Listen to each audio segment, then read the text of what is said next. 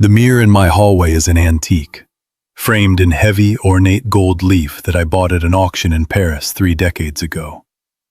It was meant to be a statement, a reflection of a man of substance, a man who had finally made it to the inner sanctum of the world's elite. But as I stand before it now at 70 years old, adjusting a silk tie I no longer have the strength or desire to knot, I don't see a success. I see a ghost. I see a man trapped in a gold-plated cage of his own design. I have spent 50 years building a monument to a person who doesn't exist. My life is a masterpiece of architectural precision, a skyscraper of social standing and financial security, yet the foundation is nothing but ash. I have achieved everything the world told me to want, and in doing so, I have committed the ultimate betrayal. I lived someone else's dream. The blueprint of a beautiful lie. It started with a hunger that wasn't mine. I remember being 24, sitting in a cramped studio apartment in a city that felt like it was humming with possibilities. Back then, the air smelled of cheap coffee, turpentine, and raw ambition. I had a sketchbook, a battered, ink-stained thing, filled with designs for furniture. I didn't want to just build chairs. I wanted to build poetry out of oak and cherry wood. I wanted to create things that people would touch and feel a sense of home. But then came the holidays. I remember the way my father looked at his old law school classmates when they pulled up in German sedans. I saw the subtle, cutting way the world bows to the men in the high-rise offices, and the way it looks right through the man with sawdust under his fingernails.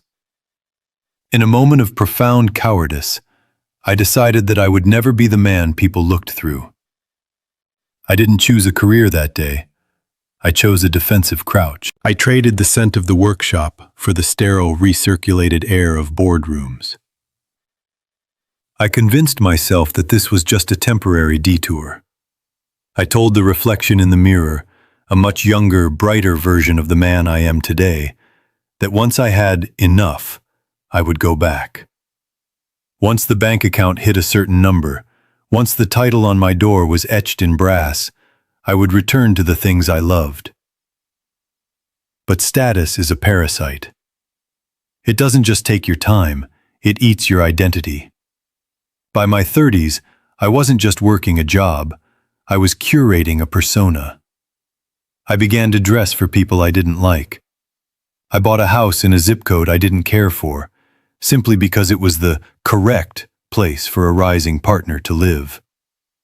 I spent my Saturdays at country clubs, nodding at the hollow jokes of men who would have forgotten my name the moment I became unprofitable. I was building the bars of my cage, one promotion at a time, polishing them until they shone so brightly that I mistook the reflection for freedom. The architecture of the void. The tragedy of the gold-plated cage is that it looks like paradise from the outside. People look at my sprawling estate, the cars that purr like satisfied predators in the driveway, and the heavy, embossed invitations to galas, and they envy me. They see the gold. They don't see the cage. There is a specific kind of exhaustion that comes from performing a role for 40 years. It's a soul-deep fatigue that no vacation in the Maldives can cure. I remember my daughter's 8th birthday. It stands out because it was the day I realized I had become a supporting character in my own life. I was in Tokyo, closing a deal that would secure my legacy. I remember sitting in a hotel room that cost more per night than my first car, looking at a grainy fax of her drawing of a cat. I sent a massive, expensive dollhouse, a literal cage for dolls, to compensate for my absence. I told myself I was doing it for her.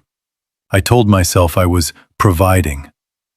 But that's the lie we successful men tell ourselves to dull the sting of our own ego. I wasn't doing it for her. I was doing it so I wouldn't have to face the fact that I was the man who chose a merger over a birthday cake. I was so busy providing for a family that I became a stranger to them. My wife Sarah was a woman who once loved the way I laughed, a loud, unrefined sound that used to fill our tiny apartment. But as the years passed, that laugh disappeared. It was replaced by a measured professional chuckle designed not to offend. She eventually stopped looking for the man she married. She settled for the provider. We became two actors in a high-budget play, performing The Successful Marriage for a gallery of spectators who were doing the exact same thing. We traded intimacy for optics. And eventually, we forgot how to speak any language other than the one of logistics and social obligations. The hollow echo of success. Now, at 70, the silence of this house is deafening. I walk through rooms that feel like museum exhibits. The marble floors don't hold warmth, no matter how high I turn the heat. The art on the walls, curated by a consultant to match the expensive upholstery, doesn't speak to me. It doesn't move me. It's just inventory. I sit in my library, surrounded by thousands of leather-bound books I haven't read, and I realize that I have spent my entire existence performing for a ghost audience. The people I tried so hard to impress, most of them are dead. The senior partners who I stayed late for are gone. The rivals I tried to out-earn are retired in Florida, nursing their own regrets. The socialites who I wanted to think I was one of them don't remember my face. I spent my life's blood to win the approval of people who didn't even like me, and whom I certainly didn't like. There is an agonizing hollow that opens up in your chest when you realize you have won a game you never actually wanted to play. I am a grand master of a useless sport.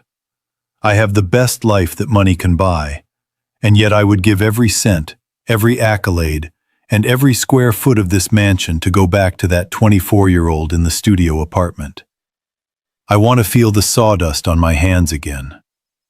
I want to feel the messy, uncurated pulse of a life lived for the sake of living, not for the sake of being seen. The ghost in the machine. I remember a moment, maybe 15 years ago. I was at a charity gala, one of those nights where the jewelry is insured for more than the cause being celebrated. I looked across the room and saw a man I had known in college. He hadn't succeeded by my standards. He was a teacher. His suit was a decade old and fit him poorly. But he was leaning in, listening to his wife, and they were laughing, really laughing. A deep, soulful sound. In that moment, I felt a flash of such intense, blinding jealousy that I had to leave the room. I had the Patek Philippe on my wrist, the custom-tailored tuxedo, and the seat at the head table. But he had the one thing I had traded away. He was present in his own life. He wasn't a brand. He wasn't a success story. He was just a man who loved his life. I went to the bathroom and looked in the mirror, and for the first time, I saw the bars. I saw that I had built a life that required me to be on at all times. If I stopped being the high achiever, the provider, the titan of industry, what was left? I didn't know. I still don't. The final inventory. We are told from birth that making it means reaching the top of the mountain. We are shown images of the summit, the views, the glory, the status. No one tells you that the top of the mountain is freezing. No one tells you that the air is too thin to breathe comfortably. And most importantly, no one tells you that there's nothing there but a view of all the paths you didn't take. I look at my hands now. They are soft. They are the hands of a man who moved papers and signed checks. They haven't created a single tangible thing in 40 years. I look at my phone. It rings with calls from wealth managers, lawyers, and consultants. people who are paid to care about my existence. It never rings with a call from a friend who wants to know how my soul is doing. My children are grown now. They are successful too. They followed my lead. They live in their own gold-plated cages, chasing their own ghosts, sending their own expensive gifts to their own neglected children. I look at them, and I see the cycle of my own failure repeating. I wanted to give them everything, but I ended up giving them the worst thing possible. The idea that your value is measured by the size of your cage. The weight of regret. I built a life I hate. I chose the polished mahogany of the boardroom over the raw grain of the workshop. I chose the right people over the real people. I chose the applause of the crowd over the quiet satisfaction of a job well done. And the most terrifying part? I succeeded.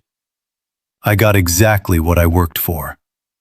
I am the king of a kingdom of dust. If you are young, if you are still building, I beg you to stop for a moment. Put down the blueprint the world gave you. Look at the people you are trying to impress. Do you actually like them? Do you respect their values? If they disappeared tomorrow, would you still want the life you're building for their benefit? Do not trade your soul for a seat at a table where no one is actually fed. Do not spend your years polishing the bars of a cage just because the world calls it a palace. The only success that matters, the only one that won't turn to ash when you're 70, is the ability to look in the mirror and recognize the person looking back at you. Tonight, I will go to bed in a room that looks like a magazine spread. I will lie on sheets that cost a fortune. And I will dream of a small apartment that smelled of wood shavings, where a young man with ink on his fingers once had a dream that he was too afraid to live. I am a stranger to myself, sitting in a beautiful, expensive, lonely room, waiting for the curtain to fall on a play I never wanted to star in. The gold is heavy. The cage is small. And I am finally, tragically, out of time. The anatomy of an empty heart. As I sit here, I feel the physical weight of this regret. It's not just a thought, it's a sensation. It's as if my very physiology has adapted to this coldness. If you could see inside me, past the expensive suit and the aging skin, you would see a heart that has been beating for the wrong reasons for far too long. I imagine my heart as a glowing, lonely organ, vivid and healthy in its potential, yet surrounded by the cold, mechanical structures of the life I built. It's the only real thing left in this house of mirrors. It beats with the rhythm of the life I should have had. It pulses with the memory of the woodworker's shop, the sound of my daughter's real laughter, and the warmth of a hand that isn't just reaching for a checkbook.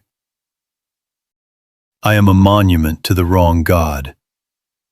I am the man who had everything and realized far too late that everything is a very small place to live when your heart isn't in it.